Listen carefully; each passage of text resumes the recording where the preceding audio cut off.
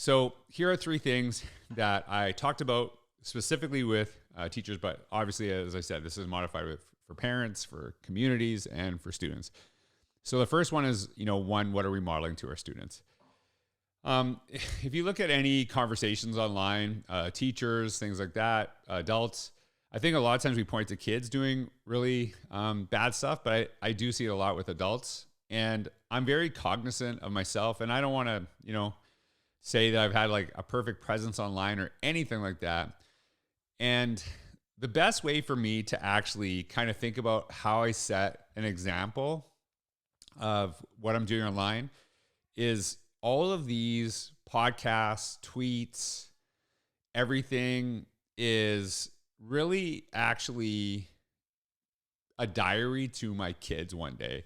When I'm gone, what will be left? And this is part of it. This is part of what will be left to my kids. And I look at this as a way to provide them advice, ideas, but also see a side of me that, they might not remember at some point or whatever. And thinking about that too, I always have encouraged that you shouldn't have a personal account and a professional account, but you should have one space. And that space, the standard that I have, and that I encourage people to consider is that if you can say it to kids in a classroom, you can say it online. So I talk about my family. I talk about my dogs. I talk about my love of sports. But I also understand context. There's things that I share personally, in a face-to-face conversation with very close friends that I don't share online. And it doesn't mean that I'm inauthentic. I just understand the context and, and maybe the lack of context. So really kind of thinking as adults, are we asking our kids to be something that we're not, and sharing this too? And I think it's really kind of powerful because we know, you get a new teacher in a community, kids are Googling them, families are Googling them. Why am I having such a hard time saying Googling them? And I think it's powerful to learn about who they are as an educator, as a teacher, as a principal, whatever. But I think it's kind of cool to see who they are as a person and what they model because, kids are looking that up.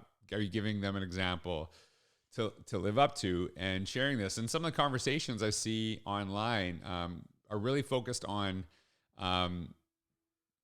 sometimes maybe villainizing people that don't agree with us, that have different things. And I think it's way better we focus so many years on student voice and giving people the opportunity to share their voice in the world, that if everyone's sharing their voice, is anyone actually even listening? And so really kind of learning to step back, ask questions, try to, seek first to understand and then be understood. Covey principle, I think that's a really important aspect. So the second one is, are we setting expectations at high or low levels for our learners?